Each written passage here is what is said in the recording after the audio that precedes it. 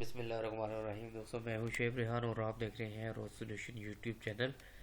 तो आज हम HTML ट्यूटोरियल की तरफ चलते हैं अपने, जिसमें हम देखेंगे आई फ्रेम। लेकिन उससे पहले दोस्तों, अगर आपने हमारे चैनल को अभी तक सब्सक्राइब नहीं किया तो प्लीज़ सब्सक्राइब कर दें और बेल आइकन पर लाजमी क्लिक कर दें ताकि आपको हमारे नए आने वाली वीडियोज़ के नोटिफिकेशन मिल सके।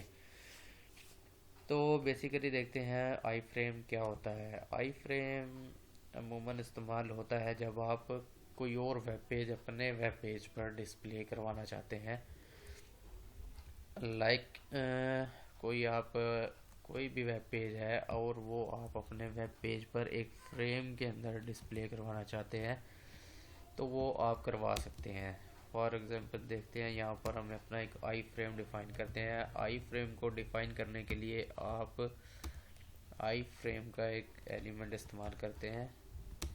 ये देखें, आई फ्रेम के अंदर एक सोर्स का एट्रीब्यूट होता है। सोर्स के एट्रीब्यूट में आपने उस पेज का एड्रेस देना होता है जो कि आप अपने वेब पेज पर डिस्प्ले करवाना चाहते हैं। तो अभी फ़िलहाल हम अपने ही एक वेब पेज का एड्रेस दे देते हैं जो कि पेजेस के अंदर एक सर्विसेज डॉट HTML का पेज है।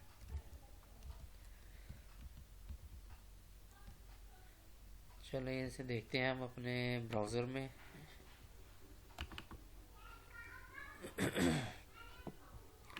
तो ये देखेंगे, हमारा जो सर्विसेज का वेब पेज है वो हमारा एक इस वेब पेज के अंदर index.html के वेब पेज के अंदर एक फ्रेम के अंदर डिस्प्ले हो चुका है। इसी तरह आप अगर इस आई फ्रेम की हाइट विड्थ वगैरह चेंज करना चाहें तो वो भी आप कर सकते हैं।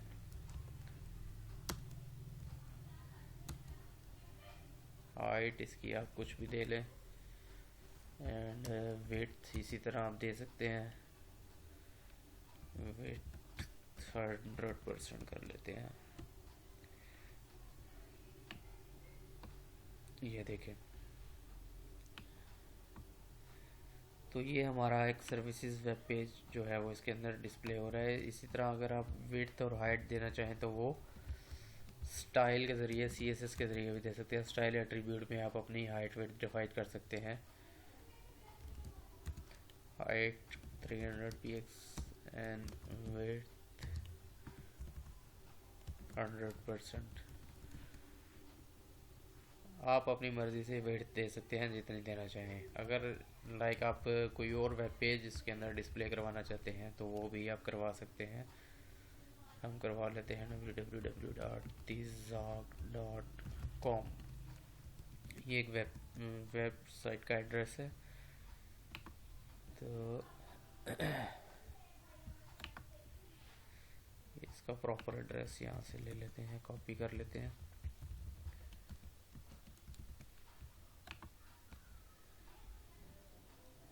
ये देखें, अब आपका एक ऑनलाइन वेबसाइट है tizog.com, ट्यूटोरियल्स की ही वेबसाइट है। तो ये देखें, वो हमारे वेब पेज के एक आई फ्रेम में डिस्प्ले हो रही है।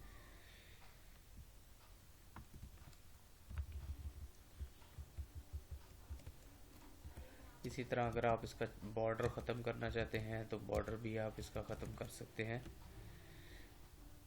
ये देखें, बॉर्डर इसका जो है ख़त्म हो गया है। लेफ़्ट साइड से आप देखेंगे तो आपको क्लियरली नज़र आएगा। ये देखें, अभी इसको दोबारा हम ले आते हैं बॉर्डर इसका। तो ये देखें, लेफ़्ट साइड पर अब इसके बॉर्डर आ चुका है। इसी तरह आप बॉर्डर कलर भी इसे दे सकते हैं अगर आप देना चाहें, कोई भी अपनी मर्ज़ी का। तो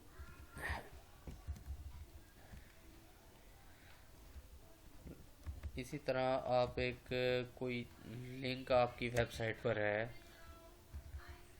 तो तिज़ॉग लिखते हैं और हम चाहते हैं कि इसका जो लिंक है वो आई फ्रेम के अंदर ओपन हो। इसको हेडर में डालते हैं और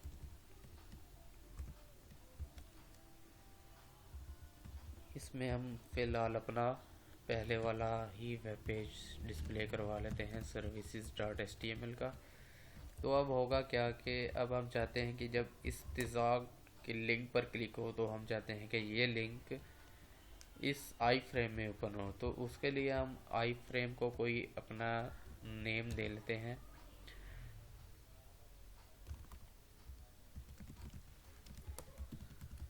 कोई भी आप नेम दे सकते हैं। तो और उसका आपने लिंक का जो टारगेट है वो उसमें आई फ्रेम का नेम आपने दे देना है। ठीक है, सेव करें वेब पेज को और चलते हैं अपने ब्राउज़र में। ये देखें हमारा services dot H T M L जो आई फ्रेम में ओपन हो चुका है और नीचे एक लिंक आ रहा है। इस पर हम क्लिक करेंगे तो आप देखेंगे वो जो हमारा लिंक का एड्रेस था वो आई फ्रेम में डिस्प्ले हो चुका है। तो दोस्तों ये था हमारा आई फ्रेम का tutorial, H T M L tutorial. इसकी आप प्रैक्टिस वगैरह करें अपने पास। और नेक्स्ट हम देखेंगे एच टी एम एल के कुछ और एलिमेंट्स वगैरह देखेंगे। उसके अंदर नेक्स्ट हमने देखना है कि H T M L layouts elements होते हैं कुछ, header footer, navigation, section, articles वगैरह। ये कुछ एच टी एम एल के लेआउट एलिमेंट्स हैं, इनको हम नेक्स्ट लेक्चर में देखेंगे। अभी आप आई फ्रेम की प्रैक्टिस वगैरह करें अपने पास और ज़्यादा से ज़्यादा प्रैक्टिस करने की कोशिश किया करें।